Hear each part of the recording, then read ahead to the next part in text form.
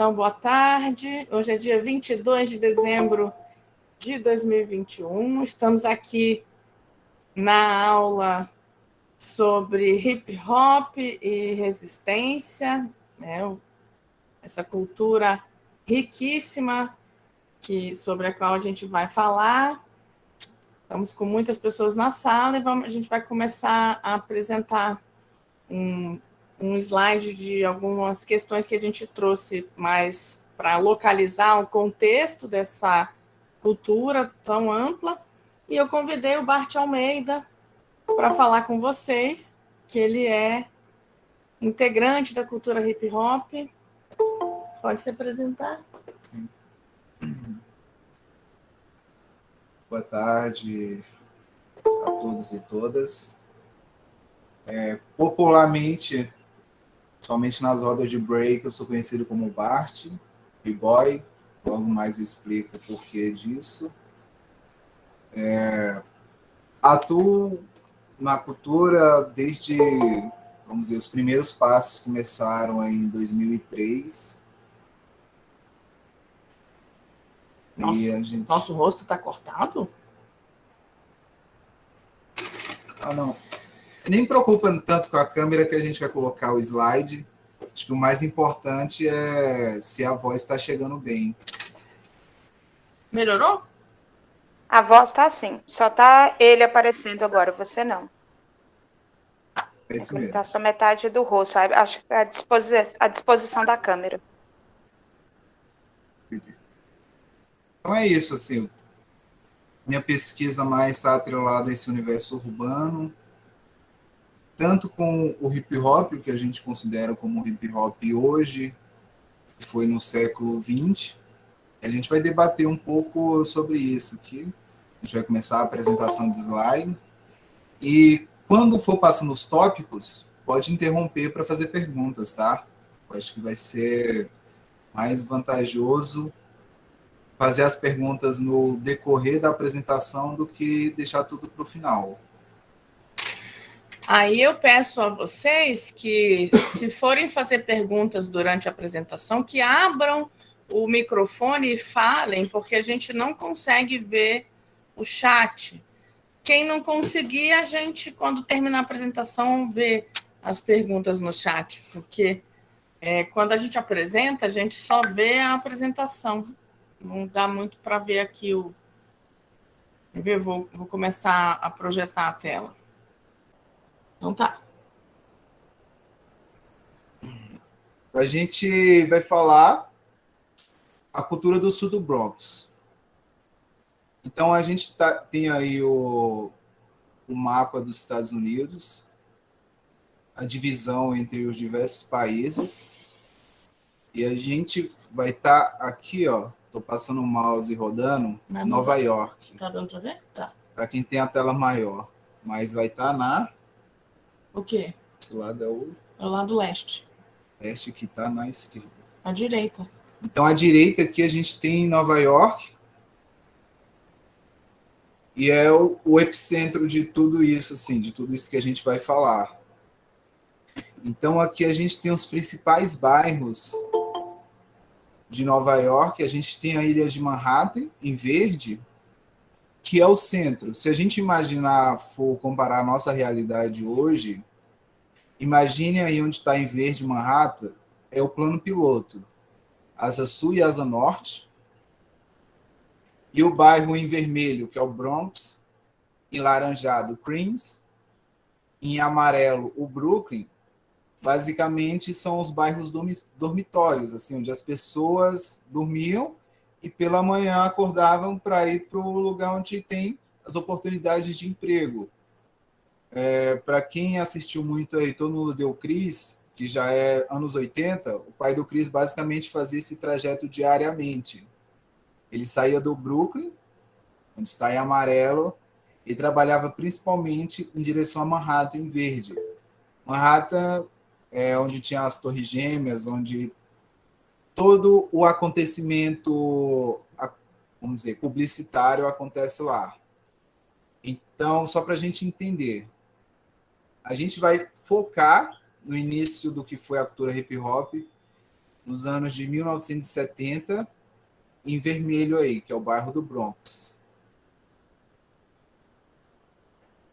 1970, todo esse conjunto de bairros aí que a gente falou,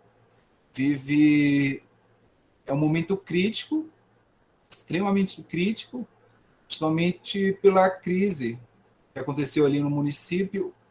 A maioria das pessoas não entende bem o que é município, já que o Distrito Federal tem um estado e também é um município, é algo diferente. Mas imagine um município como Lusiânia, Novo Gama, Planaltina de Goiás, Formosa.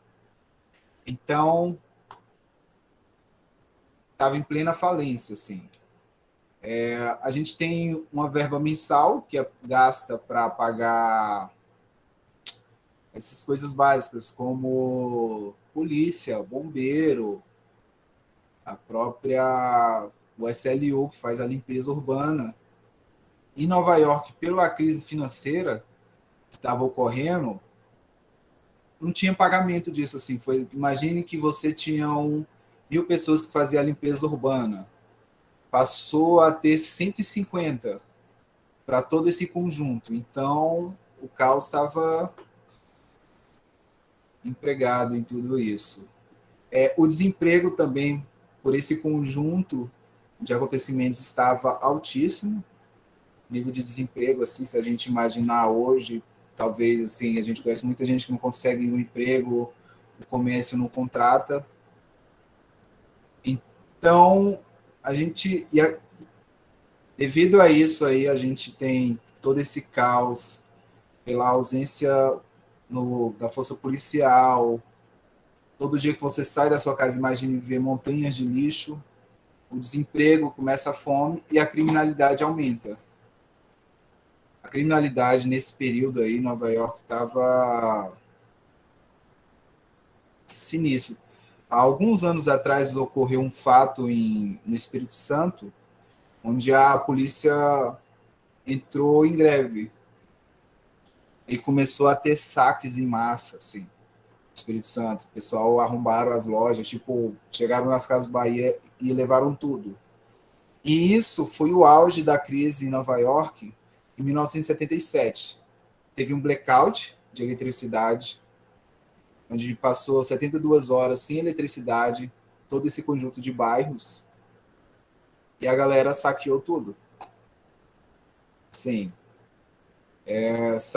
Saques em massa, assim, de supermercado, lojas, conflito de gangues, acerto de contas, já que não tinha polícia, ninguém ia ver, você não ia ser punido. Aconteceu de tudo, assim, 72 horas. Pois o extremo do caos dos anos 70, desse conjunto de bairros do município de Nova York. Esse contexto geral foi mais para a gente entender assim, o que era a efervescência daquele momento. Da mesma forma que o que está acontecendo hoje no Brasil, o que vai acontecer no ano que vem na eleição, só quem está vivendo aqui para entender mais os fatos que vão ocorrer e futuramente você for explicar para alguém o que aconteceu, o que está acontecendo, você tem que exemplificar esse contexto aí financeiro, político. E em meio a tudo isso, mas aí pegando já o apanhado de todos os Estados Unidos, está em alta a música funk e o soul. É uma música envolvente, de banda, principalmente. Desde o início da era de 1900, o jazz é um grande destaque da música estadunidense. Principalmente a gente vai ter um outro estado já mais centralizado. Imagine que o Rio de Janeiro é Nova York e Nova Orleans está mais próximo ali ao centro, que seria Brasília, mas só que a configuração é diferente, né, como a gente viu naquele mapa. Então, nesse início aí de 1900, o jazz se destaca. Mas a partir dessa década aí de 70, a gente sempre vê esse movimento de embranquecer as coisas para ela ficar, para vender melhor. Então, o jazz começou a ser atrelado muito à cultura de pessoas brancas e ricas, porque era um momento em que todos ficavam parados, sentados, vendo um concerto de jazz. Assim. Então, se tornou uma coisa da nobreza, assim, em alguns casos de burguês. E a música funk, soul, vem trazer essa quebra, porque é os mesmos instrumentos tocados de modo diferente. Eu quero convidar todo mundo vamos fazer uma pequena dinâmica, né? Que a gente chama. Vamos fazer uma dinâmica. Eu peço que deixe as mãos livres e os pés livres também. O ritmo que é tocado do funk, ele é muito simples, que depois ele passou por rap e tudo mais, mas ele é a base dessa música que a gente tem hoje, o rap e o trap. Você vai pisar uma vez, o pé direito ou esquerdo, tanto faz, e uma palma. Então a gente vai pisar no chão, bater uma vez o pé, uma vez a palma e 2 vezes o pé. Então vai ser pum, pá, pum, pum, pá. Pum, pá, pum, pum, pum, pum, pum, pum, pum, pum. Parou? Vamos tentar, quem for possível aí, que está conseguindo fazer a dinâmica, abre o microfone, por gentileza. Para a gente tentar fazer uma música em conjunto aqui. Já abriu? Então vamos lá. Então vai ser pé, mão, pé, pé. Então eu começo daqui, hein? Eu sou o maestro. Valendo, então. Pé. Ai.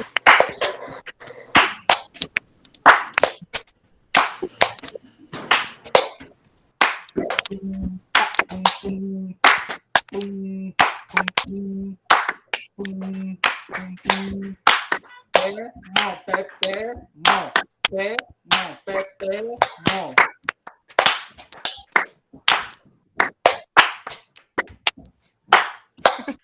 Aí fazendo a dinâmica bem aqui. Aê, parabéns! Gente, eu tô no meio da rua fazendo É isso mesmo, a forma que a gente consegue levar vocês aí um entendimento maior sobre esse conjunto. Então, basicamente, a estrutura da música funk perpassa por isso, pela percussão. Então, aqui, no caso, o meu pé representa o bumbo e a palma representa a caixa da bateria. Se a gente está ainda em 1970, a gente está referenciando um instrumento acústico.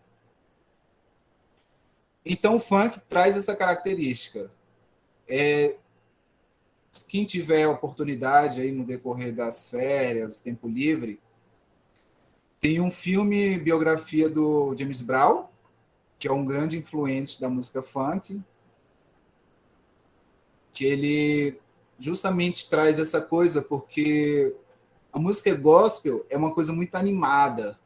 Então ele faz uma mistura dessa coisa, pega um pouco do jazz, mas também coloca esse gospel norte-americano e dá essa movimentada. E ele dizia que, uma cena muito engraçada, ele era uma pessoa bem agitada e às vezes bem áspera, ele chega para a banda dele que está tocando errado e fala: "Ei, fulano, você está tocando, isso daí é o quê?" Aí o cara fala: "Um contrabaixo." Aí pro outro: "E você, isso daí é o quê?" "Ah, isso daqui é um saxofone." Ele falou: "Não, isso daí é uma bateria. Aqui dali é uma bateria, tudo é uma bateria." Então a lógica que ele trouxe para trazer a música funk é que todos os instrumentos, sendo ele de sopro, de corda que gerava dó, ré, mi, fá, gerava notas, você tinha que usar a lógica de tocar ele como se fosse uma percussão. Então, por isso que a música funk diferenciou assim, um momento tão grande, uma separação do jazz nesse aspecto. E principalmente naquilo que gerava no espectador, no caso do receptor da música. Então, a coisa do funk ela é mais energética, dá mais vontade de se movimentar. que a gente traz essa lógica de todos os instrumentos serem tocados como se fosse uma percussão. É importante explicar que esse funk não é o mesmo funk daqui. Isso, aí lá para o final eu dou, só para a gente não confundir, quando a gente chegar no final dessa apresentação, eu falo a relação desse funk norte-americano, criado nos anos 70, com o funk que iniciou no Rio de Janeiro, o funk carioca, beleza? Agora que já fez o Enem, se tivesse antes, já tinha ajudado, mas a gente segue. Então, esse movimento musical é muito importante. No tópico de cima aí que está escrito cultura, a questão dos imigrantes. Os imigrantes que chegaram aos Estados Unidos vinham principalmente da América Central. Então, a gente tem a Jamaica, ele trouxe muita gente para Nova York, por causa que Nova York é uma cidade portuária, então chegava pelo mar, e também o Panamá, que, de certa forma, é essa coisa que ainda faz parte do domínio estadunidense. Não, Porto Rico. Porto Rico, desculpa, Panamá não, Porto Rico. Que aí vai ter toda essa questão dos Estados Unidos foi colonizado pelos ingleses, então a gente tem essa influência. A gente vai ter a influência desses negros, principalmente vindo da Jamaica, e a gente também vai ter influência latina dessa galera que veio desse território que ainda faz parte do domínio dos Estados Unidos. Então a gente tem esse contexto amplo que a gente falou da música, da questão política, financeira, e entra para essa galera que estava ali no bairro do Bronx, anos 70, um novo instrumento, que no caso é um pá de toca-disco. Então aqui a gente tem uma imagem de 2 toca-discos e no meio o que a gente chama de mixer, para misturar as músicas. No caso, esse mixer é algo mais tecnológico, mas só que ele conserva a estrutura básica. Na parte de baixo desse mix, você tem 2 volumes, um para cada lado que vai ser conectado o pad toca-disco, e no meio a gente tem aqui algo que chama de crossfade, porque é aqui que você faz a mistura da música. Se eu coloco todo para um lado, o que estiver tocando só de um lado vai tocar daquele, mas se eu levo para o meio, tem como tocar as duas ao mesmo tempo. Então aqui a gente tem uma estrutura básica. O fone de ouvido é sempre importante porque você pré-escuta, só você escuta algo que está tocando em um disco e quem está no salão não está escutando. Outro fator bastante importante também de um toca-disco é o que está aqui no alto, é o pitch, o que você vai alterar a velocidade. Se você deixar ele centralizado, ela vai tocar como ela foi gravada, mas dependendo da direção que você colocar, ela vai ficar mais rápida ou mais lenta. Então, quem assistiu Todo Mundo Odeia... Vou perguntar aí. Abriu. Quem assistiu aí, ou ainda assiste, Todo Mundo Odeia o Chris? Pode digitar que eu já consigo ver aqui. Adoro, continua sendo a melhor série ainda. Curtiu o DJ Chris and Chris? Top. Então vamos usar essa referência aí, quando... Agora, muita gente assistiu. Melhor série. Exatamente. Aqui dali já é anos 80, mas nos anos 70 começou todo esse movimento de um tipo de discotecagem mais agressiva, que está atrelado aí ao que é o movimento hip hop. Não é simplesmente colocar uma música atrás da outra. Então, vamos dizer, o exemplo da série é o Chris pega o disco da mãe dele, do James Brown, que naquele período estava grande sucesso uma música chamada Playback. E ele começa a fazer remix e o principal da questão da cultura hip hop atrelado à música, que é uma grande contribuição internacional do universo da música pop que o hip hop trouxe, é o sampler. O sampler basicamente é um trecho da música que você repete ele várias vezes. Então, mas só que ele fez de uma forma errada no caso do Chris, que ele arranhou o disco, né? Então, o disco ele é feito em trilhas, e uma dessas trilhas ele arranhou, e aí ficava pulando, playback, playback, playback. Então, basicamente, ele fez, na hora de fazer, ele fez de uma forma errada. Porque para você fazer um sampler, o ideal é que você tenha 2 discos. Ele só tinha um, né? E acontece que o disco, basicamente, vou colocar que ele é de plástico. Se você forçar muito uma área ou escutar demais, ele fura do outro lado. Então, ele estava usando ainda um disco daqueles arcaicos. Hoje a gente tem uma tecnologia um pouco melhor. Mas é aí que vem uma questão importante, que é o break da música. Break de parar. O trecho que o Chris usava era justamente o refrão da música. Então, se ele tivesse os 2 discos, colocasse um disco de cada lado, ele travava de um lado e ficava só repetindo, puxando de um lado para o outro. Que a gente chama de back to back. Back to back. Então, toca um trecho, depois vem outro. O criador dessa ideia, é considerado o pai do hip hop, é o DJ Kurek. Ele é um jamaicano que fez a imigração para os Estados Unidos e desenvolveu essa técnica.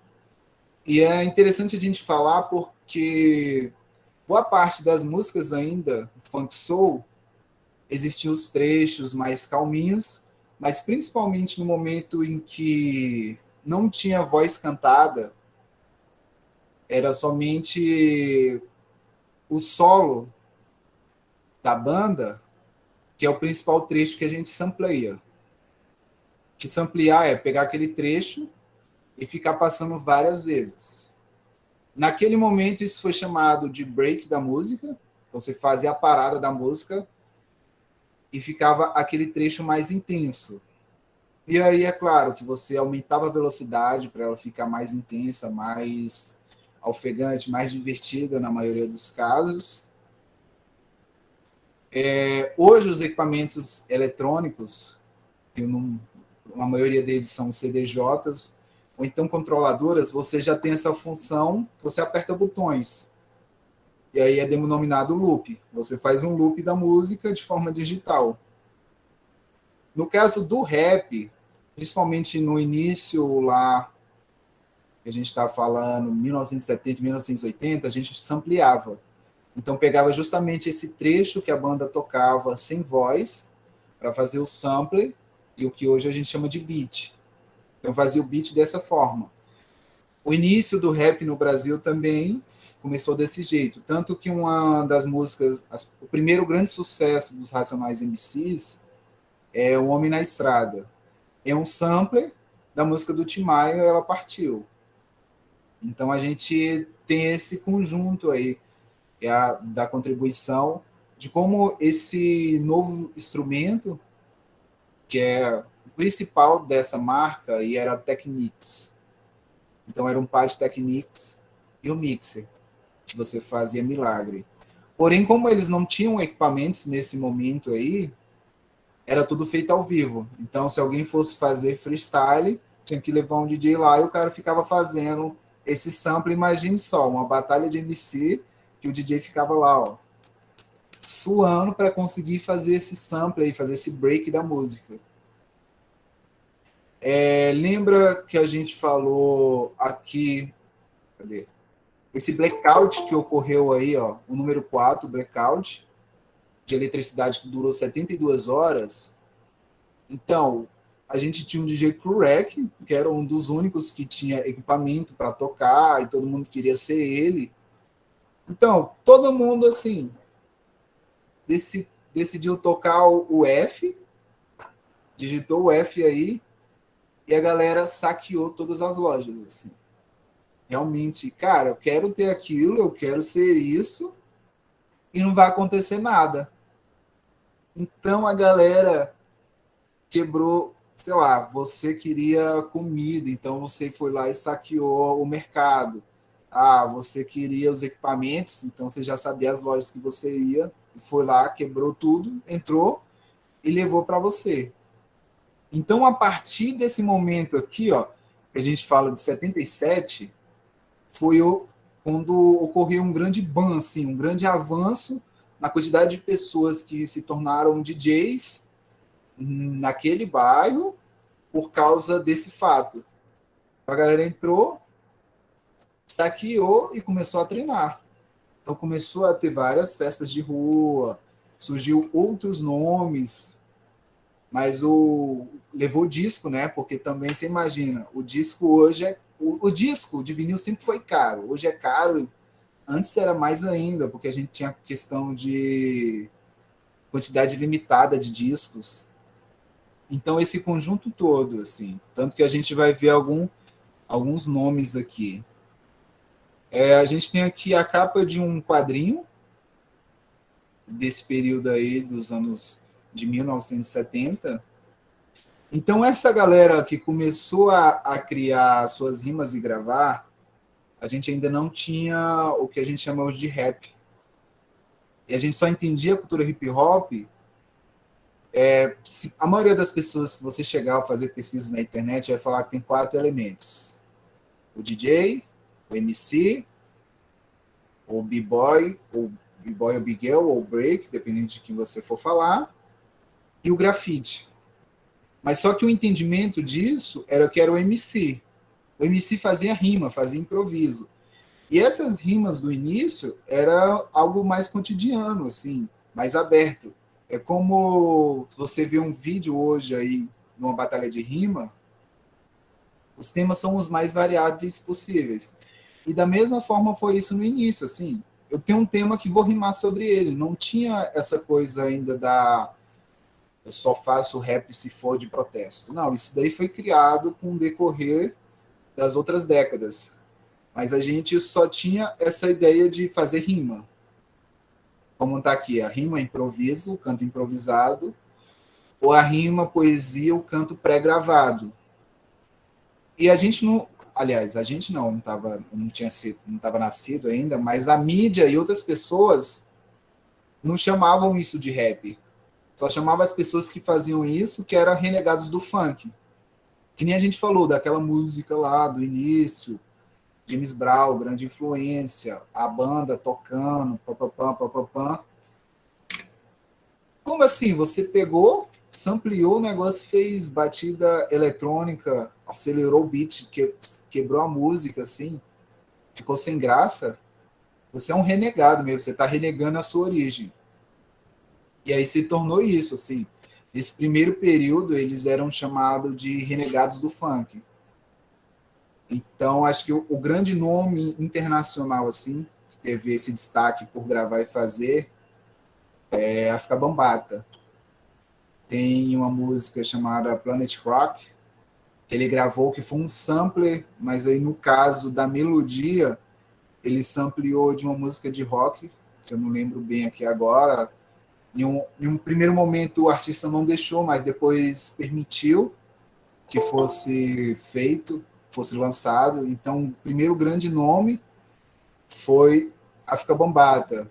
E aí, no caso, está o Soul, Sonic Force, foram outros nomes, mas é como se você percebesse esse quadrinho era um muro que eles chegaram e derrubaram. Se alguém tiver alguma pergunta, pode falar, gente.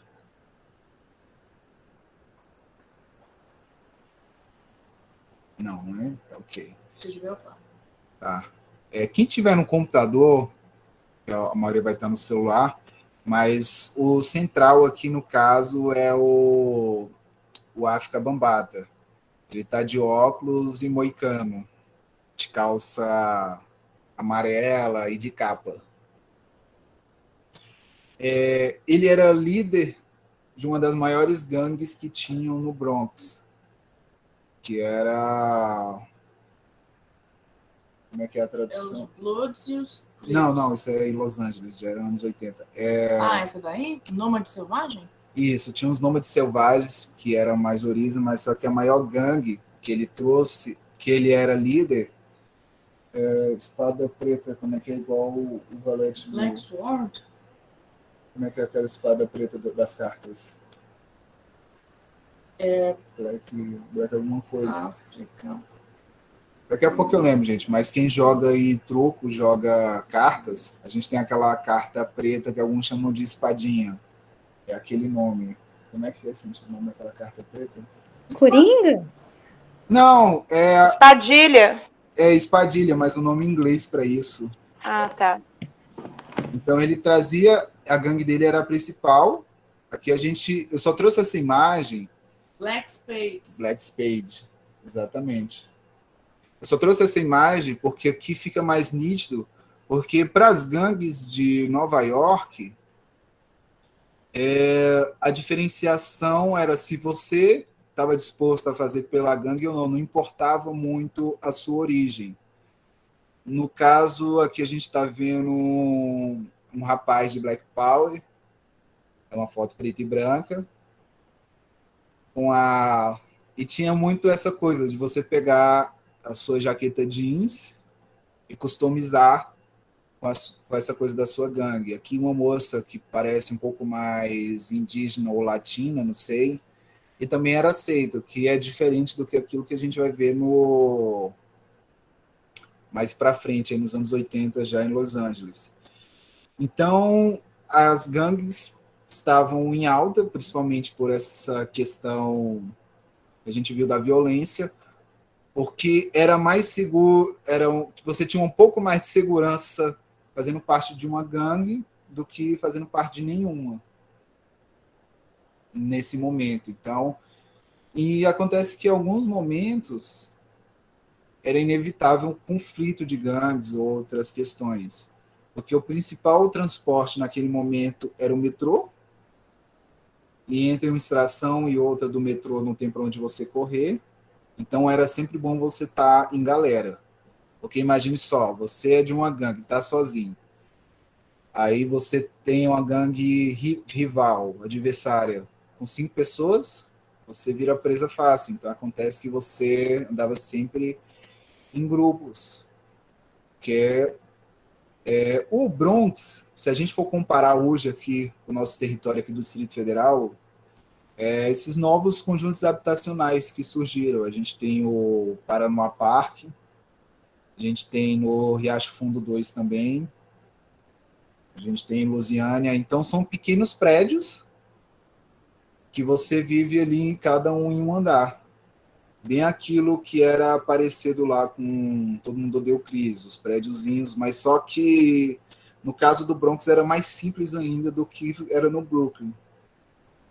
Então, o espaço era mais reduzido, mais gente aglomerada, então muito beco. Então tem todo esse conjunto. E África Bambata, ele com essa gangue que ele tem, ele cria a nação Zulu, Zulu Nation, que começa a tentar trocar esses conflitos. Estados Unidos é um estado que não aliás, o estado de Nova York, ali, aquele conjunto, até hoje não é permitido o porte de armas, ao contrário de outros. Então, a gente tem muito uso de armas brancas. Então, taco de beisebol, canivete e tudo mais. Então, a galera ia para brigar e ia para matar, literalmente. Então, com esse movimento do maior gangster de Nova York, e falar que eu acho que ele chegou e falou, gente, eu acho que já deu, a gente já se matou demais entre si, vamos tentar procurar uma outra forma da gente disputar território e outras questões. Então, essas formas são a forma verbal e visual. No caso verbal, a gente está falando da música, visual, a gente está falando do grafite, a gente está falando da dança, mas é claro que ainda tinha que existir um respeito sobre aquilo. Não é porque eu estou dançando, vou dançar melhor que você, e dependendo do gesto obsceno que você fizer para mim, vai me desrespeitar, a gente vai ter que voltar aquilo, vou ter que te dar uma facada, vou ter que te dar uma paulada. Então, o momento era extremamente delicado ali. Então, esse maior gangster do caso ali, que era o África Bambata, dessa gangue gigantesca, por isso que ele decide tirar os Espadas Negras e tornar essa nação Zulu, Zulu Nation, conhecida internacionalmente, justamente para abarcar essas outras gangues também, assim, outras pessoas.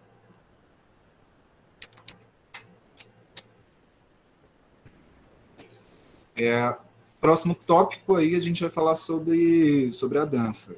Acho que primeiro dá um close aí, quem consegue visualizar essa imagem. A gente tem aqui um grande nome internacional hoje, é chamado Ken Swift. Então, se a gente perceber, roupa simples que a galera usava, assim. Isso. Lá tem outro nome, assim, inicialmente, parecendo um quichute aqui. Poucos vão conhecer mais um All-Star. Vamos dizer que era o tênis mais simples, mais básico de se comprar. Então, ó, a gente percebe que a bermuda dele é um pouco rasgada. O chão, a gente vê no fundo, assim, o Ken Swift é mais atrelado aí, ó, descendente latino. A gente vê ali atrás, ó, as pessoas, olhos negros e tudo mais. Então tem muito essa coisa da dança atrelada à cultura hip hop, a questão visual, o olhar. Eu não tô nem aí para a plateia. Eu não tô nem aí para ninguém, eu tô ali pro meu adversário. Nesse início aqui dos anos 70, que a gente está falando do break, dos anos 80, a gente só tem o racha. O racha basicamente eu vou dançar melhor que o outro, assim, em 3 oportunidades, em 2 oportunidades, que a gente chama de entrada. Só no decorrer aí final dos anos 80 para início dos anos 90, que começa essa coisa da batalha, onde você institucionaliza o racha, que é isso que vai acontecer nas Olimpíadas, assim, vai aparecer, você vai ter espaço ali só para batalha. Então você vai ter um jurado, que é uma pessoa na maioria dos casos, de renome, tem um certo respeito pela comunidade em geral, e você vai ter essa batalha. Nesse período aí que a gente está falando, nos anos 70, surgiram várias danças, naquele conjunto ali. Mas aqui que se fixou melhor até os dias atuais, principalmente pela mídia, é o breaking. Porque se a gente for numa academia de dança hoje, que a gente chama de estúdio, a gente vai encontrar outras modalidades para dançar, que eles chamam de hip hop, dança urbana, street dance, mas não é o break, porque o break ele faz mais sucesso para a publicidade. É muito melhor dar mais retorno à empresa, fazer um comercial assim que a pessoa vai ficar deslumbrada com alguém dançando break, vamos colocar aí no caso o energético Red Bull, do que alguém fazendo outras danças que nesses outros lugares fazem mais sucesso, como foi o caso do popping, do locking. Então, o break trouxe influências que deram esse ar do impacto visual. O estilo funk daquela música que a gente falou anteriormente, a capoeira foi uma grande influência nesse momento aí por causa de imigrantes brasileiros que estavam lá. A Isabel levantou a mão. Pode falar. Professor. Oi, Bart, obrigada aí pela exposição. Obrigada, Cíntia, também. Desculpa, estudantes, o atraso. Estava no hospital com meu pai. Está tudo certo, graças a Deus. Então, eu fiquei com uma questão, eu não sei se vai fugir um pouco do tema, na verdade, 2 questões, né? A primeira, que eu acho que não foge do tema, e não sei se você já falou, né, porque eu entrei atrasada, o que caracteriza o break em relação a essas outras danças, né? Qual a especificidade dessa dança em relação às demais, né? Ela é primária e depois vieram outras secundárias, ou não dá para caracterizar assim? E uma outra questão que me surgiu foi como é que as batalhas, né? E não sei se é de break, como é que elas entraram dentro desse contexto das Olimpíadas, né? Como é que a dança entrou nisso? E como é que isso é visto por vocês, né? Que fazem parte universo artístico, né? A dança, ela pode ser avaliada como melhor, né, do que outra, né? Como é que se cria essas categorizações? E se vocês são a favor desse tipo de, digamos assim, disputa, né? Que vira uma disputa mesmo, né? Entre dois dançarinos. Se isso já existe, pelo que você falou, já existe, mas criar uma nota, né? Se isso já está dentro do circuito da dança. São essas as minhas questões. Tá, então primeiro eu falo sobre coisa do break, esse início, e depois eu falo essa questão das Olimpíadas, mais aprofundado. Como eu falei aí, várias danças surgiram nesse período por influência do funk, principalmente essa influência desse break da música, assim. Mas no caso, sim, o ING para não trazer o movimento, mas essa parada, que é essa técnica que o DJ Kool Herc criou, que é o break, ou outros podem chamar de loop, ou sampler, são várias situações. A gente tem uma música mais acelerada, fixa, naquela marcação que a gente fez aqui, a dinâmica. Bum, pá, bum, bum, pá, bum, pá, bum, bum, pá. A questão surgiu, assim, outras danças, como eu coloquei aí, no caso, danças originárias do estilo funk, o pop e o locking. O pop e o locking são danças, assim, se a maioria das pessoas consideram que existiu 3 danças bases aí da cultura hip hop nesses anos 70. O pop, o locking e o breaking. Então, o funk influenciou essas 3. Então, você imagina, esse no caso aqui é o Ken Swift, que está na roda, com os outros mais ou menos da idade dele. Então, os irmãos mais velhos faziam essas outras danças, que no caso aí é o pop e o locking. A gente falava muito, hoje está em desuso, fulano faz a dança do robozinho aí. Então, a dança do robozinho está mais próximo daquilo que é o pop. Michael Jackson, com The Jackson 5, tinha muito a mistura das suas coreografias com pop e locking. Então, se a gente pegar o pop e o locking, vai estar mais atrelado a essa movimentação em pé.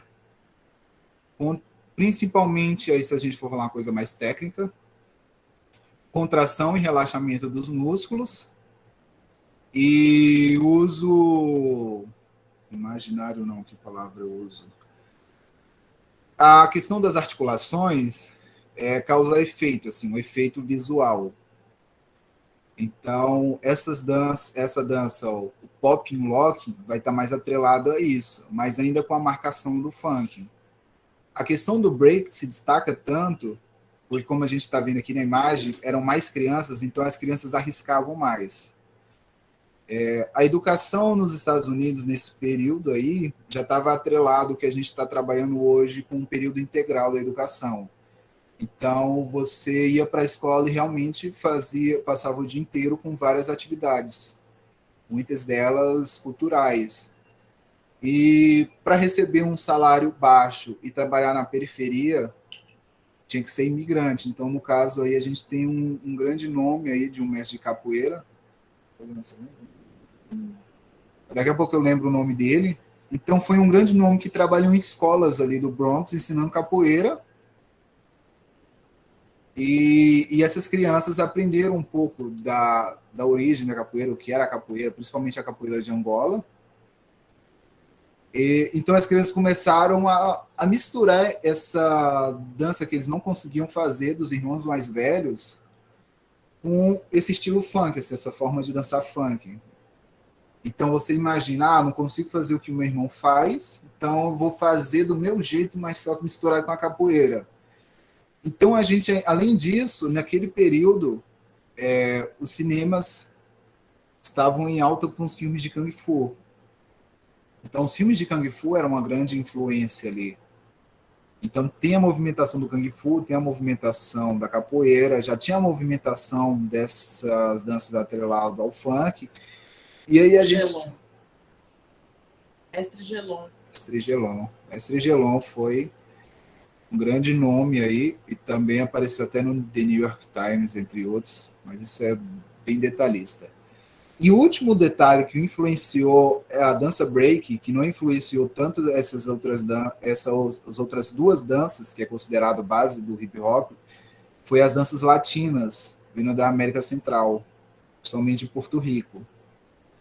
Então a gente tem essa, vamos dizer, uma panela de pressão ali que está acontecendo, a gente junta todos esses elementos e a gente começa a desenvolver essa dança que é chamada de break, que o grande destaque é, se eu vou pegar em geral, assim, danças hoje que estão na mídia e as pessoas fazem bastante aula, assim, tirando um pop e um rock, a gente vai ter o raga, o house, o hip hop freestyle, que já é uma outra dança que surgiu nos anos 2000, com essa nova música.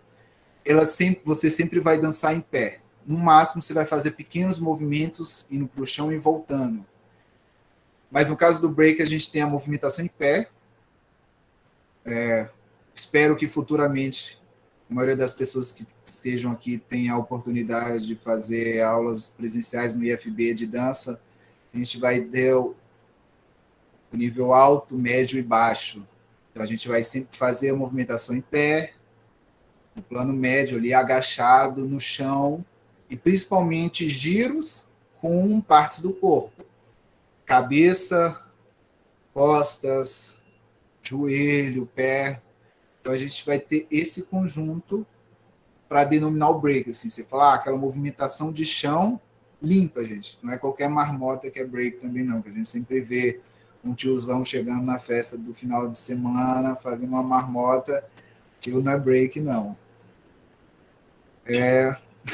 Sabe o que seria legal? Aí eu vou falar a parte da Olimpíada agora, mas pode falar. Eu não sei se vocês prepararam, já passaram, passar um pequeno vídeo do que é o break. Eu coloquei aqui o nome desse dançarino aqui, né? Kent Swift. E aí aparece ele dançando, né? E realmente é como você falou, me parece, né? Que é bem no solo, né? A dança, assim, bem mais no chão, ou não, estou enganada. Ele levanta, mas fazendo movimentos assim de giros, né? Até de mortais, né? Uma coisa. Sim, tem todo esse conjunto, assim, mas a grande questão está em como você executa ele, assim, para realmente ter, acho que o principal que a gente traz nesse universo que a gente pode chamar de danças urbanas é a fluidez, assim. Não adianta você fazer um mortal, parar e depois fazer uma outra coisa, assim. Então é o conjunto, que também é um contexto que a gente traz da cultura hip hop, assim, de eu vou só dançar hoje. Não, eu estou dançando, vendo alguém fazendo grafite, eu posso fazer isso e aquilo. É esse conjunto. A gente tem uma dificuldade aqui, no final, se sobrar tempo, a gente passa o vídeo. Mas inicialmente a gente vai falando. Não, que a gente separou o vídeo das origens, né? Isso, a gente separou, mas é porque tem que sair e fazer todo aquele conjunto. Mas aí a gente segue e a gente mostra no final. Beleza. E aí, acho que a grande questão aí que você perguntou por último é a questão das Olimpíadas. A questão das Olimpíadas é a divisão, como tudo hoje, assim. Todo mundo tem sua opinião, todo mundo quer falar o que é bom, o que é ruim, todo mundo quer se aproveitar.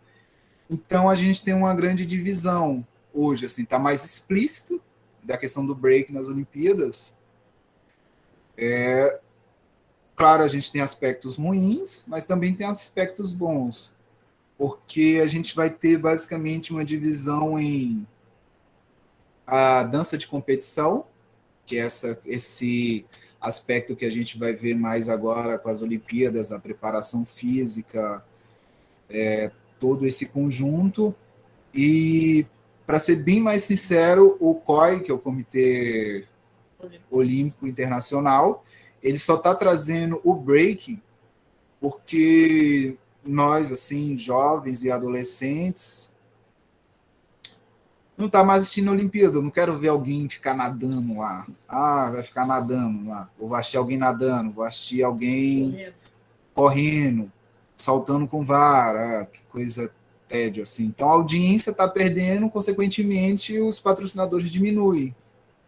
Então a gente tem essa grande questão. Essa Olimpíada agora a gente entrou o skate, assim, que a gente viu a quantidade de pessoas e o boom que deu. Então, a ideia deles é justamente isso, mas vale ressaltar que não se fixou, né? É um período, é um teste.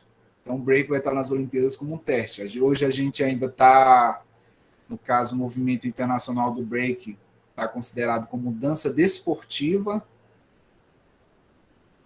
Ainda está uma luta aí, que tem uma questão de como você julgar. Pelo menos um consenso no aspecto da batalha foi mantido. Eu vou fazer o julgamento da dança, porém, jamais com nota. Diferente da ginástica artística, da ginástica rítmica, do próprio skate, pelo menos o bom senso foi utilizado do aspecto de não teremos nota. Ah, fulano ganhou 5, outro 10, então ele passou. Não. A gente vai ter, tanto que vai ser batalhas individuais nas Olimpíadas. Então, no break, a gente tem categorias de passos, assim, grandes categorias de passos. A gente vai ter primeiro o top rock, que é como a gente está vendo aqui os Key Swift, que é toda essa movimentação em pé. Ao grosso modo, a gente vai ter o footwork, que é o trabalho de pés, e basicamente você vai estar com 4 apoios no chão e variando, então eu fico com as 2 pernas no chão, uma mão, 3 apoio, 4 apoio. A gente vai ter freeze, congelar, então são paradas de mão, inicialmente vamos falar assim, mas ela pode ter outras características, assim, de apoio, sendo o meu ombro com a cabeça. O outro destaque são os power move, esses movimentos de giro de cabeça, de costa, de mão. E a gente vai ter alguns saltos também, que a gente vai ter uma nomenclatura para isso. Então, dentro dessa avaliação, e de uma série mais filosófica, assim, um conjunto, a gente vai designar quem ganhou quem foi melhor naquele racha e vai passar para a próxima fase.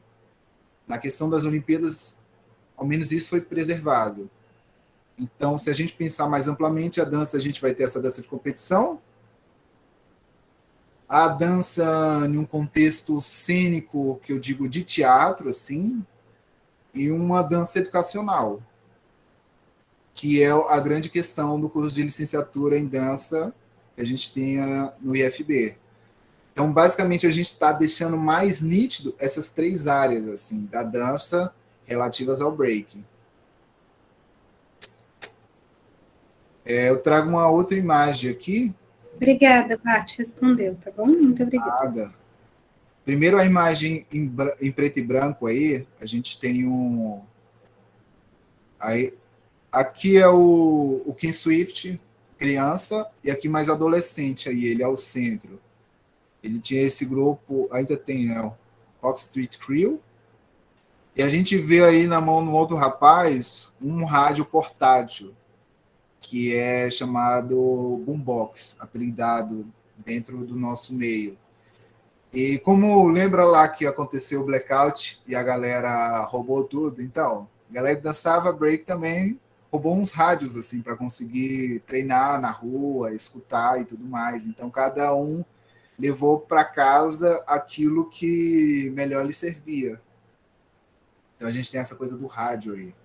E a outra imagem é a coisa do soul. Teve um programa de grande sucesso, que era o Soul Train, e as pessoas dançavam uma coisa mais atrelada ao pop e ao locking. Então, é por isso que a gente vê aí, ó, quanto o break estava mais a crianças e adolescentes, o pop e o lock estava atrelado às pessoas mais velhas, assim.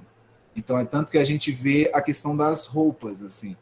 Então, de um lado, a gente vê as pessoas com de calça, de tênis, camiseta, mais simples, algodão.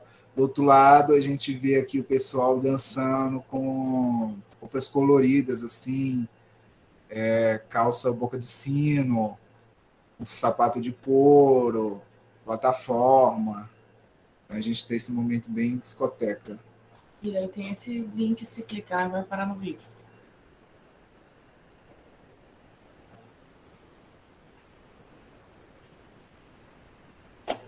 Esse vídeo é o do Soul Train, assim, só para a gente pegar essa influência.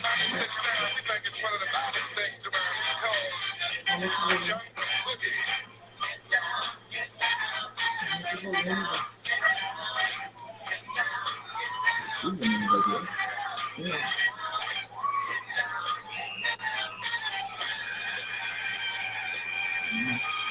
Tá bom.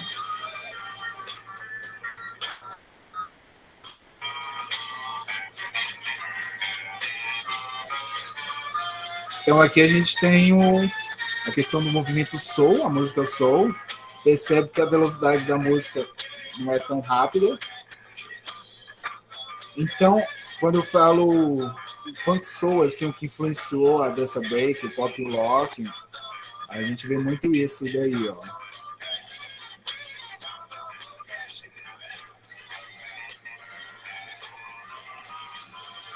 E é um movimento, assim, bem dos negros, né, Bart? A gente não vê brancos dançando. Talvez latinos. Exatamente. Ó, esse rapaz aí de trás, ó, ele tá dançando o locking, ó. Essa movimentação é bem atrelada ao locking. Bater palma.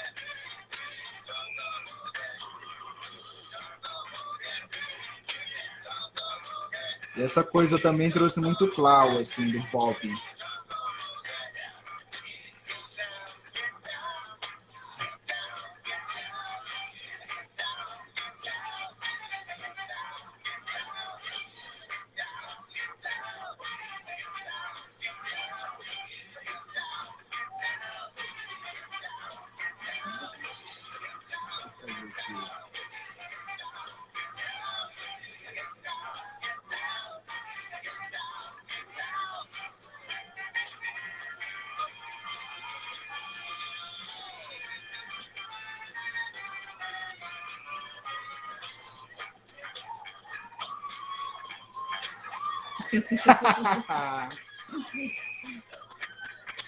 Então, aquilo que eu falei no início, né? A questão do jazz era uma coisa mais calma, controlada.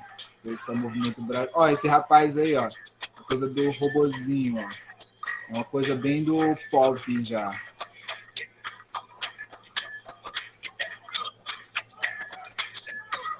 Muito legal.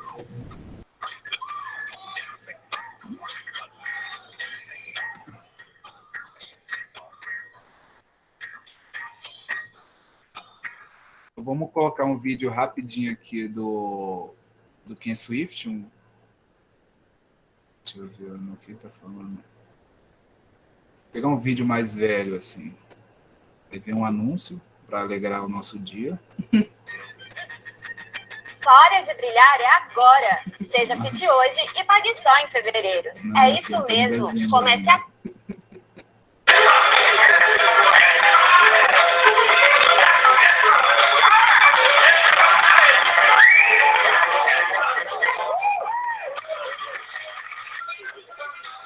Pô, a gente tem a movimentação em pé. Eu toco lá.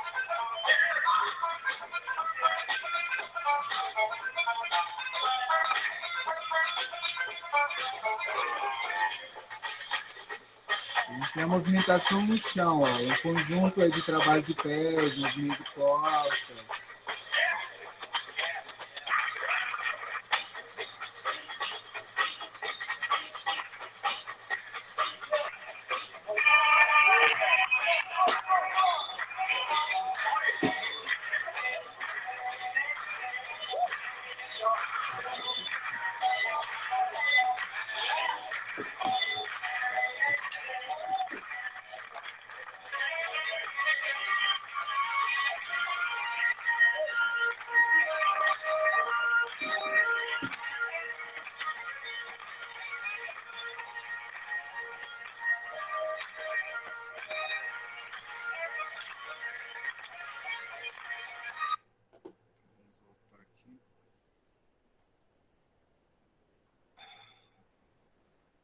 Oi.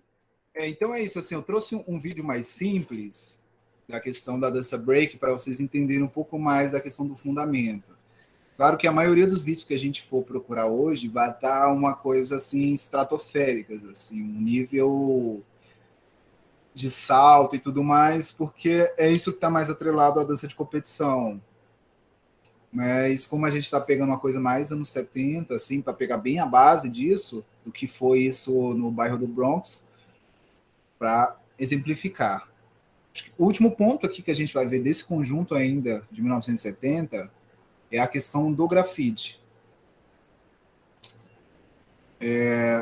O grafite foi uma forma, assim, a gente falou da questão de gangue também, e além do orgulho da gangue, tinha um orgulho individual, assim, de você fazer a sua própria escrita. Na lateral aqui no alto, a gente tem a imagem, uma imagem em branco, com várias escritas Bronx. O grafite poucas pessoas faziam, mas era comum que todos tivessem a sua tag, que é uma forma de assinatura. Então a gente tem essa última aqui de baixo, dá para compreender pouco. Então basicamente assim, hoje quase ninguém usa mais cheque, assim, mas todo mundo tem uma assinatura única do cheque. Então a tag era uma assinatura única sua, e você tinha que desenvolver ela de uma forma que você escrevesse o máximo sem tirar o canetão da... Tipo, eu encostava aquilo na parede, na superfície, e tinha que fazer logo essa tag, assim, porque tinha que ser jogo rápido. Porque pelo movimento que dava, como eu falei, o principal meio de transporte era o metrô, começou a ter policiais rondando os metrôs, os vagões dos trens, porque a galera estava escrevendo em tudo, assim, que nem a gente tem essa imagem aqui embaixo, uma moça negra sentada e 2 policiais olhando, assim. Porque todo mundo queria escrever, todo mundo queria ser visto. Hoje a gente tem Instagram, entre outras redes sociais, você consegue ser visto. Mas em outro momento as pessoas também queriam ser vistas. Assim. E essa foi um meio que encontrou para isso. Assim. Então a gente tem aí a tag. Então era unânime entre as pessoas aí abaixo dos 20 anos ter a sua tag. Criar a sua tag. Assim. Eu era fulano de tal. Também tem essa coisa, eu não ia colocar meu nome de identidade, eu ia criar um apelido. Mas eu também queria representar minha quebrada, que no caso aí é o Bronx, New York. Então você imagina, você pegava o trem, que ia rodar também o Manhattan e outros bairros, você escrevia ali para a galera do outro lado ver. Os caras do Bronx lá, ó, escreveu no trem.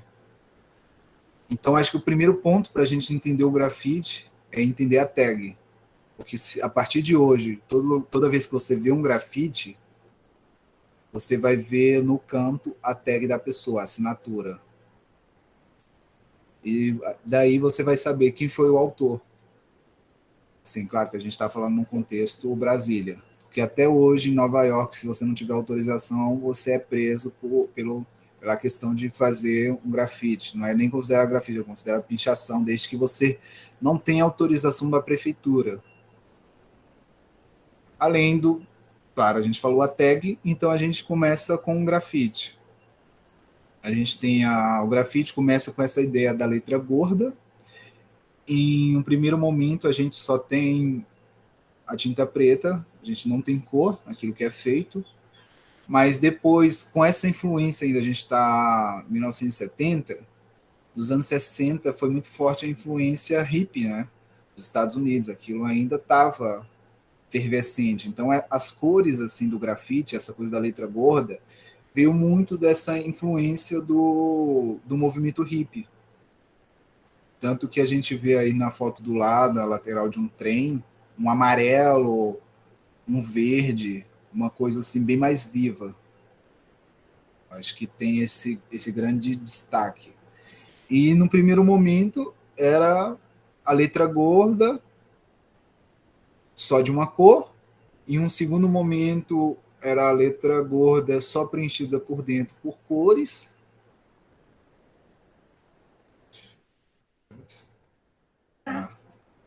Em um terceiro momento, que é quando começa a se desenhar o grafite, então a gente tem algo que ele é mais preenchido. Então, que nem a gente tem aqui, virou até um filme, Real Style. A gente tem a letra gorda, preenchida por dentro, mas a gente começa a criar desenhos ao redor também. Começa a preencher mais o espaço. Hoje é mais fácil você ver um desenho assim de personagens, que nem aqui em Brasília a gente tem muita em destaque o Burulino e o Pixel, estou tentando lembrar aqui o nome específico, mas é um personagem assim bem colorido da cabeça quadrada, ele está em vários lugares em Brasília. Então hoje a gente vê mais essa questão do grafite relacionado a um desenho em si, os gêmeos também, mas a fase inicial aí dos anos 70 do Bronx, com grafite, vai ser mais isso. A tag, da tag a gente vai ter a letra gorda preenchida, e por último, assim, antes de se expandir tanto pelos Estados Unidos e pelo mundo, essa ideia de vou fazer a letra gorda, preencher a letra gorda e preencher tudo que está ao redor, começar a fazer pequenos desenhos aqui. É que nem na minha visão, esse grafite que a gente está vendo aí, era uma parede, assim, ilusória, que veio essa coisa, pam, deu aquela explosão, pam, weird style. Tanto que a gente vê os pedaços aqui voando ao redor, assim, da parede. E saindo aquela coisa grande, assim. E eu acho que basicamente a coisa do grafite é isso, assim, essa evolução passo a passo. E aí depois a gente começa a ter outros movimentos que relacionam ao grafite e utilizando principalmente essa coisa da resistência, né? Já que até hoje você é proibido de grafitar se não tiver autorização do Estado, no caso de Nova York, e como você resistia. Falou, cara, eu quero fazer isso e eu vou fazer nem que seja de forma clandestina. E aí a gente tem todo esse conjunto. O grafite, principalmente, ele é feito com spray, de forma aerosol. A gente tem a latinha, que é o mais comum, mas eu já vi até um grafiteiro em Nova York, existe um documentário dos anos 2000, que ele pegou um extintor de incêndio, mas só que ao invés de ter aquela espuma que apaga o pó, ele colocava tinta. E assim ele conseguia fazer os grafites dele, porque se fosse parado não ia ser preso, assim, ele daria um jeito. E essa imagem também lembra muito aí, vamos mais uma enciclopédia aí, quem assistiu um Maluco no Pedaço, lembra da abertura do Maluco no Pedaço? O que o Will Smith estava fazendo quando o policial chega? Alguém? Se Tá recorda? grafitando. Exatamente, ele tava pinchando ali mais, né? Mas é aquela coisa, assim, ele tava colocando a tag dele, aí quando o policial chega, ele inventa que tá passando desodorante. Então, é uma piada, de certa forma, mas só que aconteceu várias vezes isso, assim. Você encontra formas para fazer aquilo que tecnicamente é proibido pelo Estado.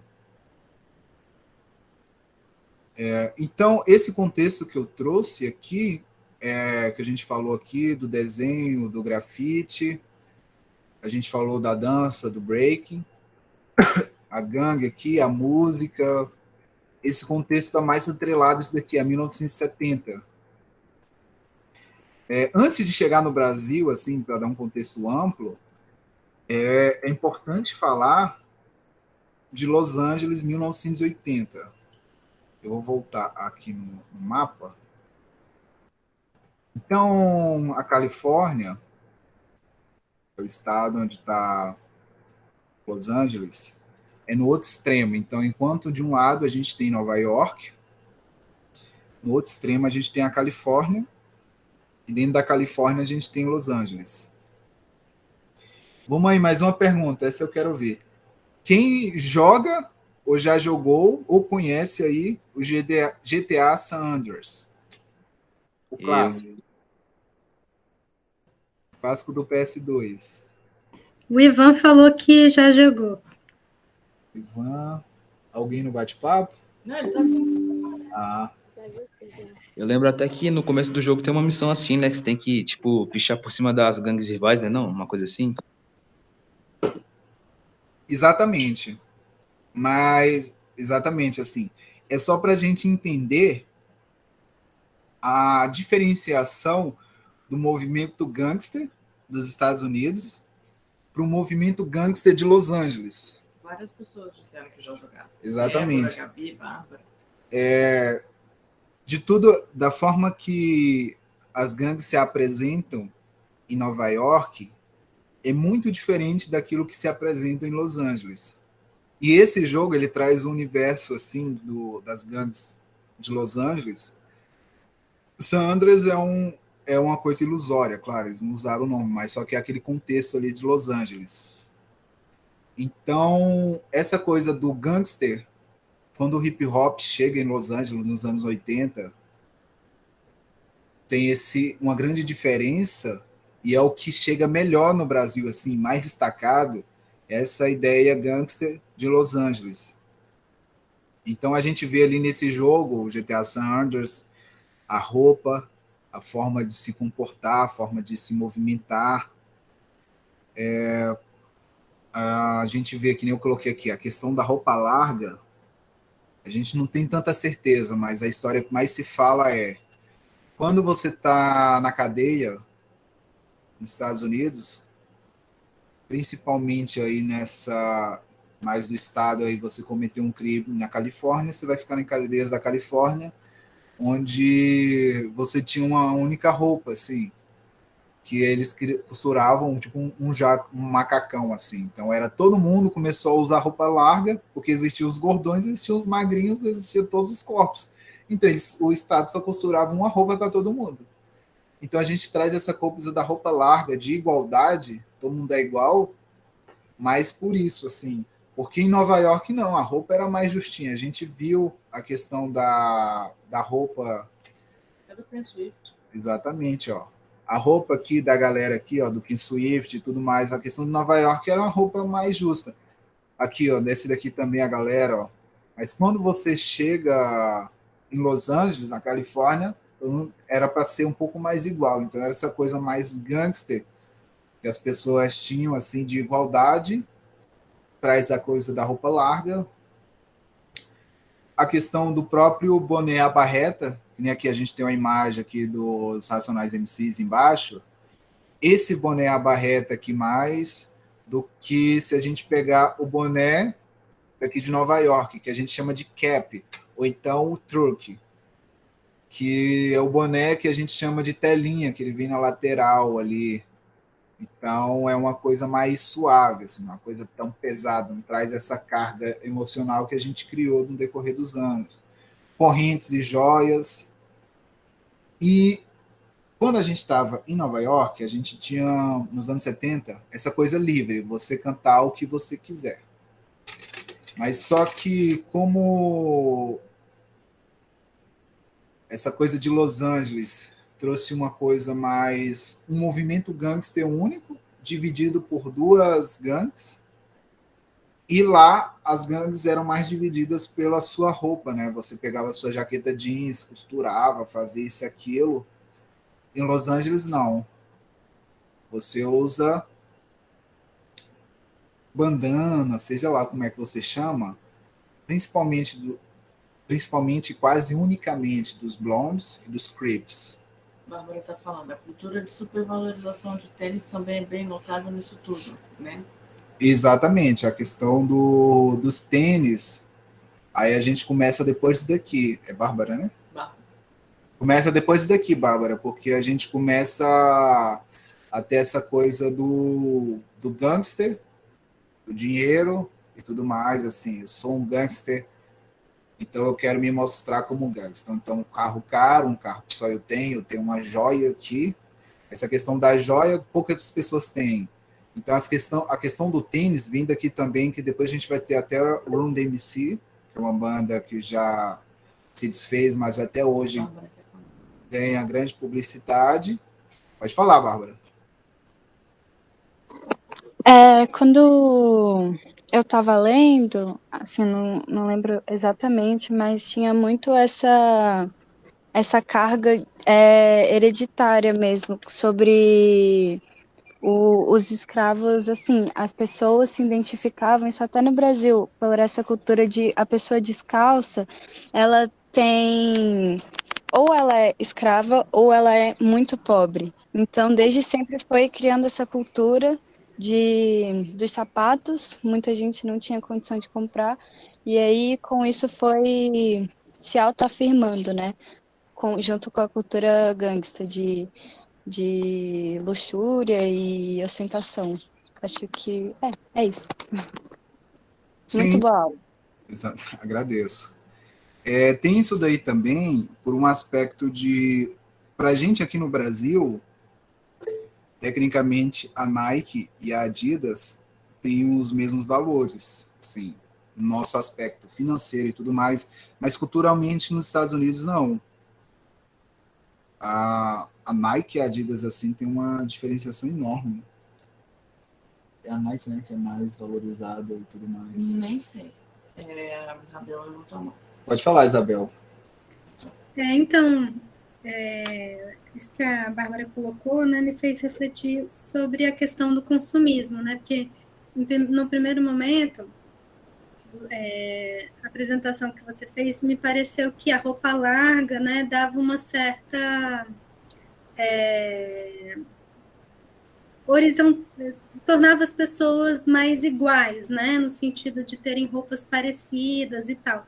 Mas depois começam a surgir apetrechos, né, que as diferenciam, que é o boné, e com certeza, não sei se eu estou certa, mas o que me vem à cabeça, né, dos rappers e tal, é essa coisa de correntes largas, né, e corrente de ouro, o boné é a barreta, mas ele é de marca, né, o tênis, o próprio tênis que a Bárbara colocou.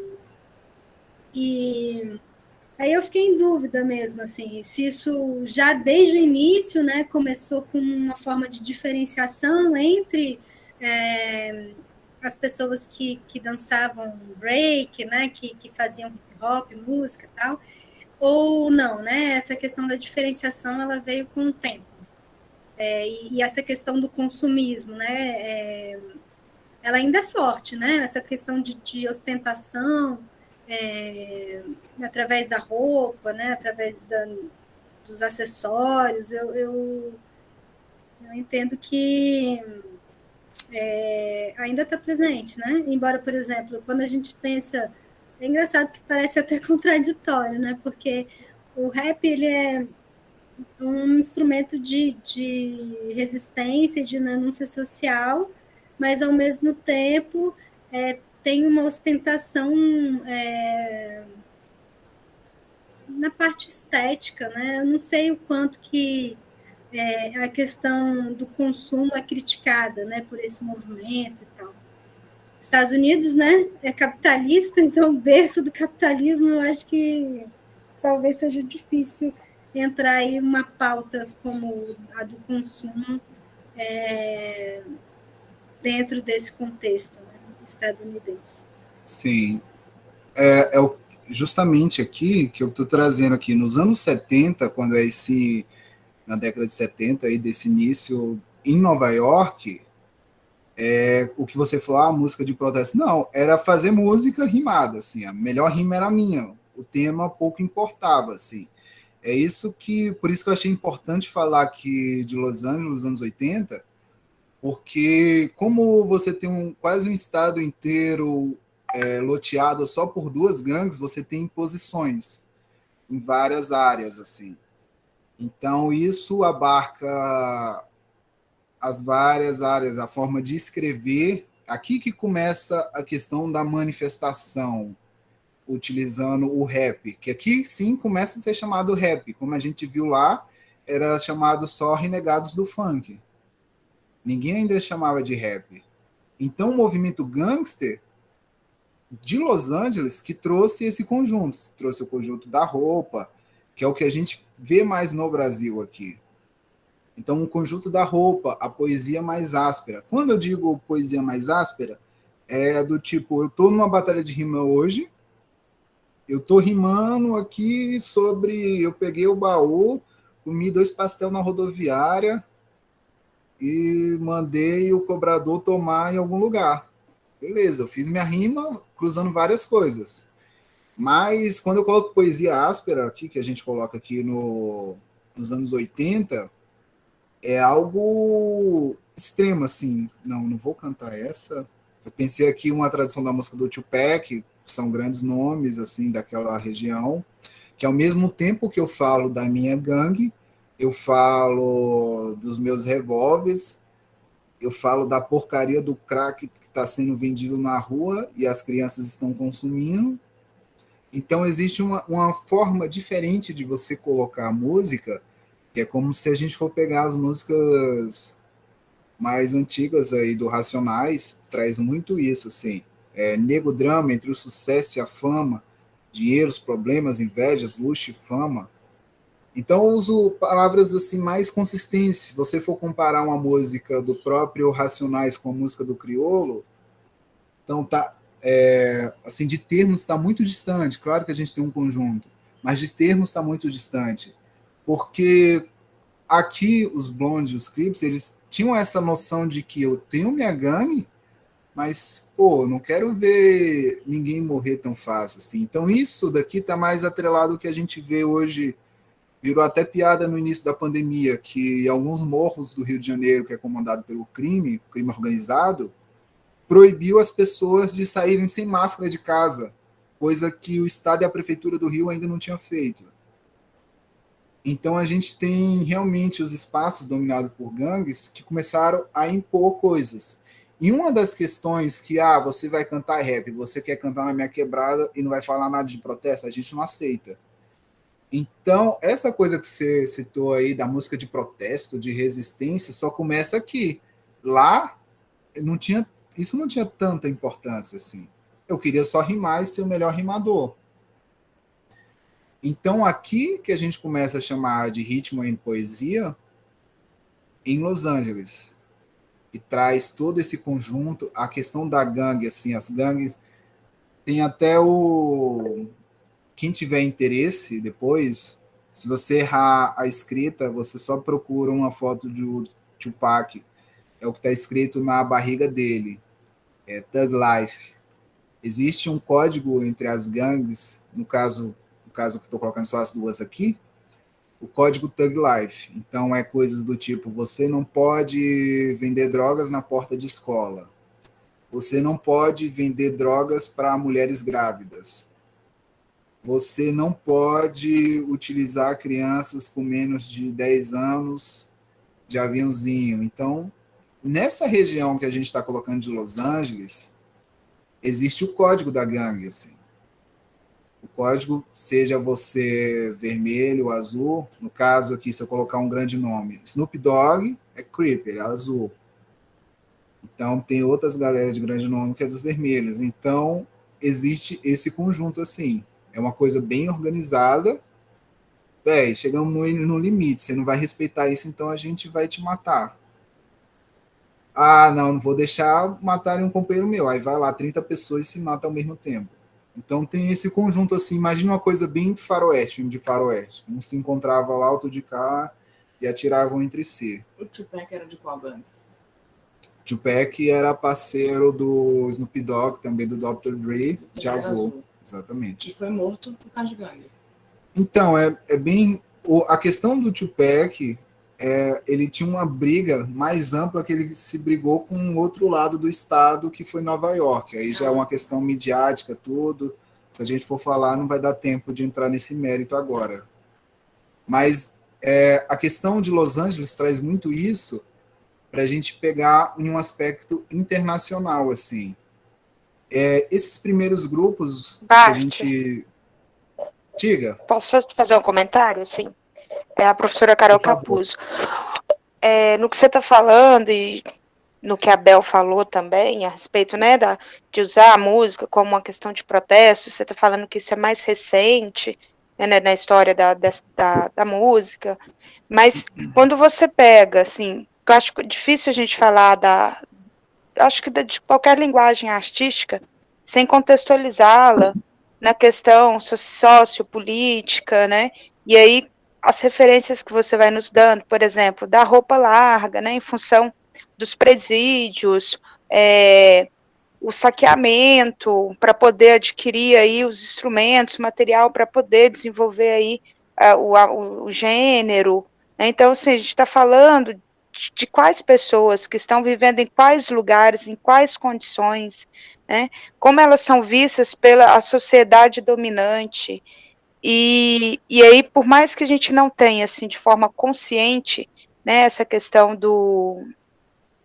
usar como manifestação, mas eu brigar, né, e lutar por esse local, que é o que você falou, inclusive com grafite, né, de colocar a minha marca, a minha identidade, eu quero ser visto, eu existo. Então, isso, por mais que não seja de forma declarada, ela faz parte desse movimento, né, ela está ali, né, respeite o meu modo de ver, né, o mundo, né, a minha cultura, que eu venha de imigração ou de ancestralidade de escravidão, né, e essa coisa também que eu achei muito bacana que a Bárbara colocou, da questão do tênis, né, que é isso mesmo, você tinha divisão social aí pelo calçado, então seus produtos eram de difícil acesso, e então, assim, eu ter joias, eu ter o dente de ouro, eu mostrar para essa sociedade branca aí que eu também posso consumir, eu também quero consumir, né? Eu também tenho esse lugar dentro dessa sociedade. Então, não de forma escancarada, mas ela está ali, né? Ela está aparente, né? Em toda essa cultura. Então, era mais eu queria puxar você mais para você um pouco dessa reflexão. Né? E aí o porquê das gangues, né? O porquê dessa disputa, né? Que é uma disputa de poder, que ela está entremeada na nossa sociedade, e aí você tem as gangues lá, você tem as milícias aqui, né? Que também são forma de poder né, do Estado, né? de controle de outras maneiras. É isso. Sim, não, com certeza. Eu coloquei mais a questão da música, assim, porque a partir de Los Angeles, aí, em 1980, era quase impossível você falar dessa casa da música rap se não fosse de protesto. Então eu vejo muita gente sendo criticada hoje, se a gente pegar grandes nomes do Brasil, como o próprio Matuê.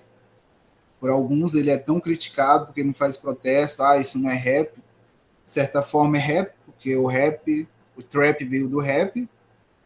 Então, mas só que antes, se a gente pegar grupos mais antigos aí, como tá a imagem dos Racionais MCs, músicas novas do Racionais não são aceitas, assim, que não falam de protesto hoje. Então a gente ainda tem uma imposição da sociedade, assim, por mais que ele quer falar de uma música sobre amor, uma parte da sociedade rejeita, assim, porque você faz rap, você é obrigado a falar sobre isso. Entendi. Mas aí É meio que fica engessado nisso, né? Completa e total. Vou só fazer um comentário rápido aqui. A questão do Tupac aí, o Tupac foi assassinado, o carro dele foi metralhado. No período que isso aconteceu, Tupac e Notorious Big foram grandes nomes da música. Notorious Big de Nova York, Tupac da Califórnia, Los Angeles. E em uma visita que o Tupac foi lá em Nova York, alguém foi assaltar ele na porta do estúdio e atirou nele, assim, por causa das joias e tudo mais. Eu disse, lá, é só mais um, como eles chamam, mais um nigga, mais um crioulo que eu vou roubar ele. Mas o cara tentou reagir, porque eu sou um gangster, tenho o meu respeito, foi baleado. A partir daí começou uma briga entre costa leste e oeste. Aconteceu que, após uma briga de boxe, em Las Vegas, o carro do Tupac, quando ele parou no semáforo, foi metralhado, e foi aí que ele faleceu. E um ano depois, Notorious Big também faleceu por arma de fogo, e os dois casos assim são incertos. O FBI nunca concluiu o inquérito sobre isso, assim, mas é uma questão sobre muita especulação, só porque colocaram aqui no chat para exemplificar. A Bárbara levantou a mão. Vai lá, Bárbara. Eu acho que, pensando no que você e a professora Capuzzo falaram, né, sobre como isso é uma forma de protesto, só que não explicitamente, mas assim, a sua reflexão, fazer um comentário a mais de que, realmente, pessoas que fazem rap, acho que a sociedade cria um cenário muito ilusório de que elas sempre têm que estar dentro dos parâmetros que elas impõem, sabe? Tipo, não, rap é protesto, é resistência, é falar sobre problemas sociais, sendo que às vezes o cara só quer falar o quanto a roupa dele é bonita. E tudo bem, tá ligado? Ele tem todo o direito disso. E eu acho que, fazendo uma analogia bem paralela, é muito um problema, tipo, chamar uma pessoa indígena, uma pessoa negra, sempre só para falar de racismo, sabe? Tipo, nunca chamar, sei lá, um designer gráfico indígena para falar do trampo dele. Não, ele só vai falar de racismo porque, essa sociedade racista, sabe? Tipo, a gente ocupa todos os espaços, as pessoas não estão ali para suprir o que as outras esperam dela. Acho que todo mundo tem formas incontáveis de se manifestar dentro do sei lá, do hip hop, da arte que ela vai seguir. É isso. Agradeço. Só para complementar seu comentário aqui, eu lembrei de um exemplo. Dr. Dre foi um grande produtor musical e cantor também. Ele produziu boa parte da produção do Tupac, Snoop Dogg, entre outros nomes internacionais. Ele foi produzindo, mas entendeu tanto de música nesse aspecto, que vocês já ouviram o fone de ouvido, Beats? Foi ele que criou. Aquilo cresceu tanto, essa questão do fone de ouvido, que a Apple comprou a empresa dele. Em seguida, a Apple contratou ele, porque a Apple fez um contrato com a Volkswagen, e aí começou a atrelar esse sistema de som aos carros. Então, eu tinha a minha empresa, eu só produzia música, mas eu entendo tanto de música que não existe um produto bom assim. Então, vou criar um fone de ouvido. Criou esse fone de ouvido, desse fone de ouvido foi um sucesso tão grande pela qualidade, que ele... Quer dizer, então, eu só entendia de música aqui, comecei a entender de do, ré, mi, fá. Aí daqui a pouco eu estou entendendo sobre a questão acústica, a questão mais de engenharia de software, engenharia acústica, engenharia elétrica para construir o fone de ouvido e ficar na qualidade que eu desejo que ela chegue. Então, todos os estúdios de música têm um monitor de referência de áudio, que é uma caixa de extrema qualidade. Então, ele queria trazer aquela experiência que ele tem no estúdio para o fone de ouvido. Mas isso subiu tanto que a Apple chegou um dia e comprou dele, assim. Tipo, quanto que é sua empresa? $1 bilhão. Eu dou 2. Aí a pessoa simplesmente vendeu.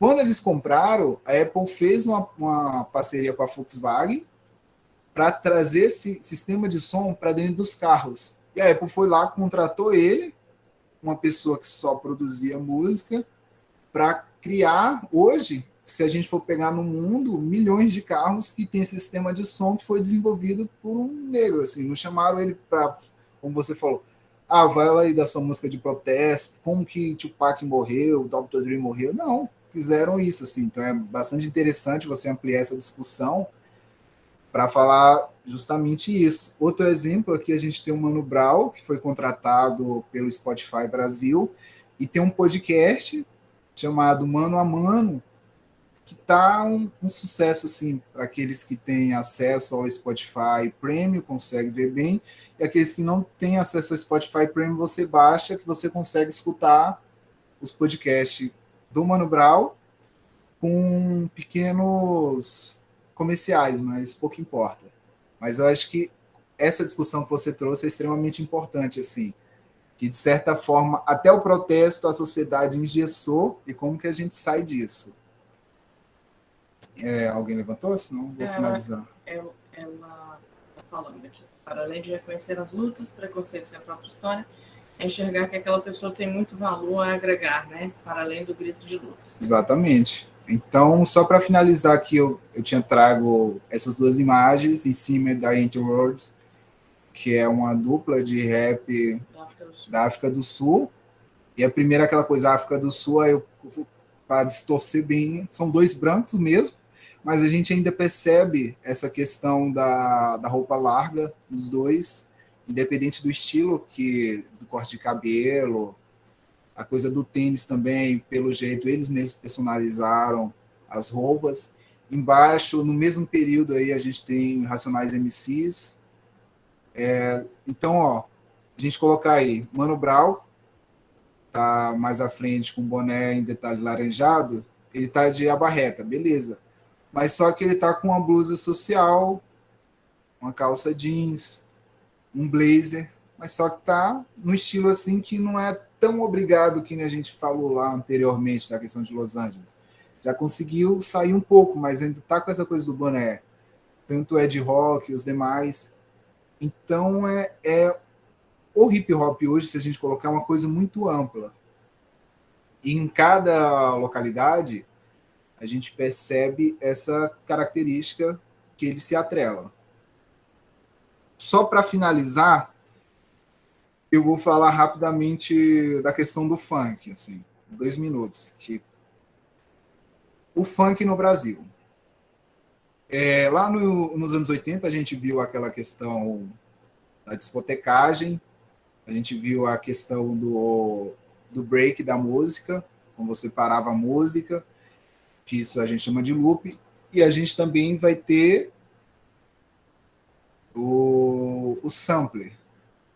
Então, no meio ali da costa, no meio do país, a gente também mais próximo ali ao mar, a gente tem Miami. Deixa eu voltar lá.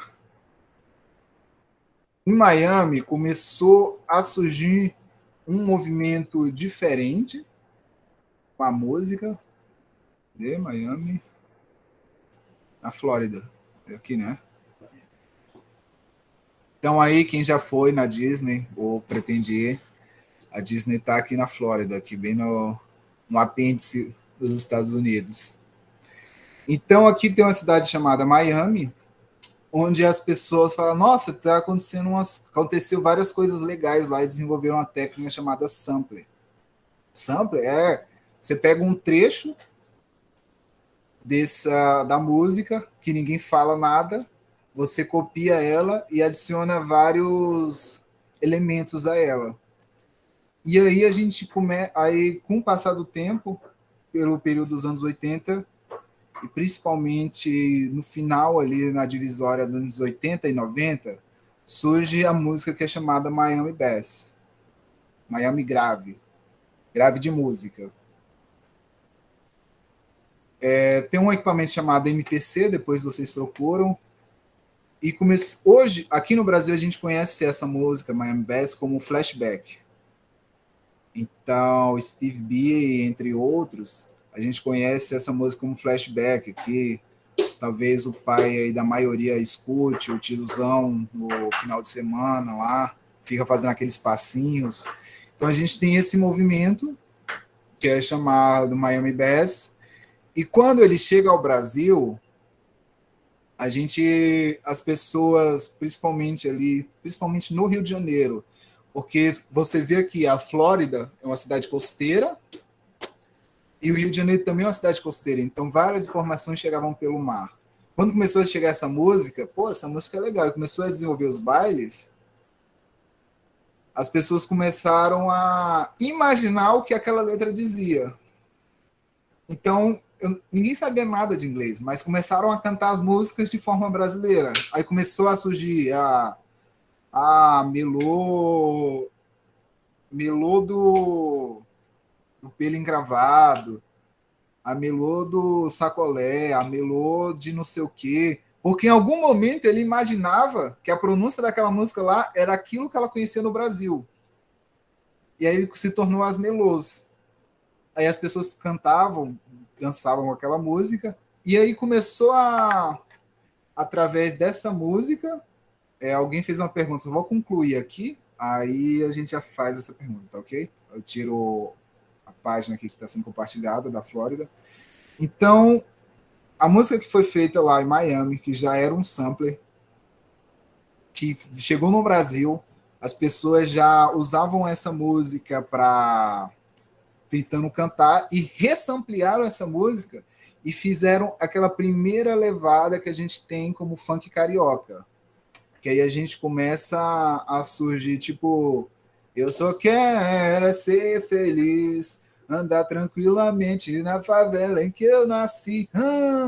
Então essa primeira fase do funk carioca veio dessa música que surgiu em Miami, que foi um sampler, que foi ressampleada, e aí a gente vê aqui que surgiu esses primeiros aí, que eles ainda chamavam de rap.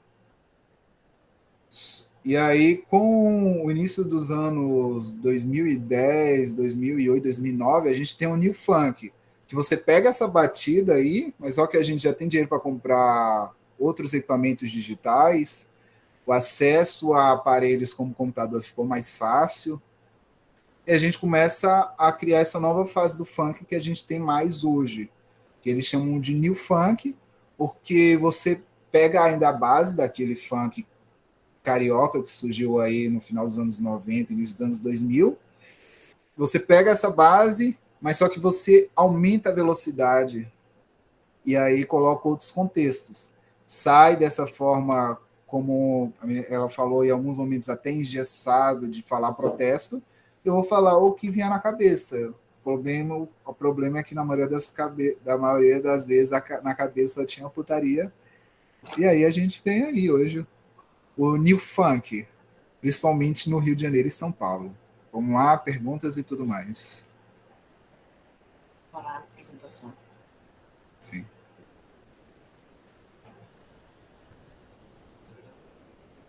Perguntas? Tem alguma coisa? Eu queria agradecer, Bart, né? Foi ótima a sua apresentação, contextualização histórica, foi demais. Aprendi bastante, queria estar aqui desde o início.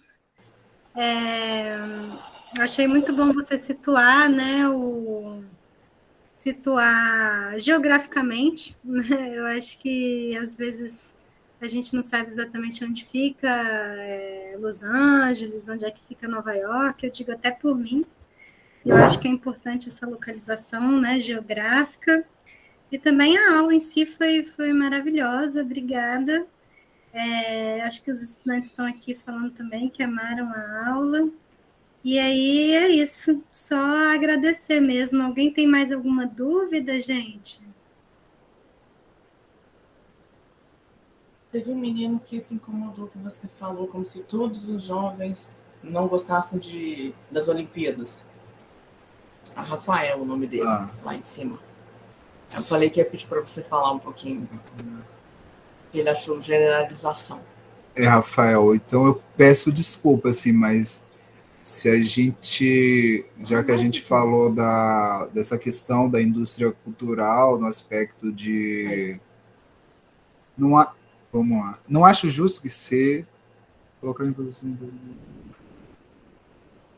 Rafael, peço desculpa se eu generalizei, mas já que a gente entrou num contexto mais de números mesmo, porque se a gente pensar nas competições esportivas hoje, o que manda é os patrocinadores, porque os patrocinadores detêm um evento e também detêm a transmissão. Então, é um ciclo que a gente passa. Então, se a gente coloca aí que já 70%, 50% dos jovens não estão assistindo por uma questão das modalidades que são apresentadas, acaba que a questão do capitalismo e das grandes empresas. Eu tenho uma meta e a cada ano essa meta é dobrada.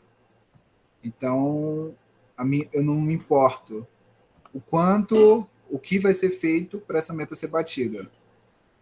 Eu vejo muito isso com os sheiks do petróleo hoje. A meta deles são continuar ganhando dinheiro. Então, eles estão já produzindo carros com a tecnologia exclusiva deles, que a própria pintura absorve a luz solar, que gera eletricidade, que vai locomover o carro. Então, eu coloquei mais de certo ampliado assim, Rafael, né, nesse aspecto. Peço desculpa se você é atleta dessa área também, mas a gente coloca mais nesse aspecto de pessoas comuns, que só querem um emprego e assistir alguma televisão, assim. E que estão viciados em TikTok, o pessoal falou embaixo. Estão viciadas em TikTok, exatamente. Mas é isso, a gente precisa ir também. Que tem... Agradeço também, foi ótimo, achei muito rico, e é isso. Acho que a gente fica por aqui. É só falando aqui para os alunos, né, que a gente deve trabalhar nos nossos próximos encontros com questões temáticas, né? Depois desse panorama trazido pelo Bart, pela professora Cíntia, a ideia é que a gente trabalhe o hip hop e questões de gênero, hip hop e questões raciais, e hip hop com novas lutas, né? Quais são as lutas atuais, tipo veganismo, a gente vai ver se traz algum tema mais novo, assim, para trabalhar com vocês. Em relação à avaliação, gente, a gente vai colocar no NEAD alguns documentários que foram produzidos pelo Bart, que se chamam Batalhas Homéricas. Então, a intenção é que vocês vejam esses vídeos, né, os 3 primeiros vídeos, e comentem no fórum, né? E depois a gente vai fazer uma outra atividade, pedindo para que vocês assistam os 3 últimos vídeos dessa série, Batalhas Homéricas, e também comentem no fórum. Então, é uma atividade bem tranquila, né? A gente pede para que vocês fiquem atentos a ela, porque é a partir dali que a gente vai aferir a frequência daqueles que não puderam estar aqui, né? E, enfim, também de vocês, né? É importante que vocês façam para a gente poder pontuá-los, né? No grupo, tá bom? Eu acho que é isso, só agradecer mesmo, gente, pela condução aí, Cíntia e Bart. Vou interromper a gravação.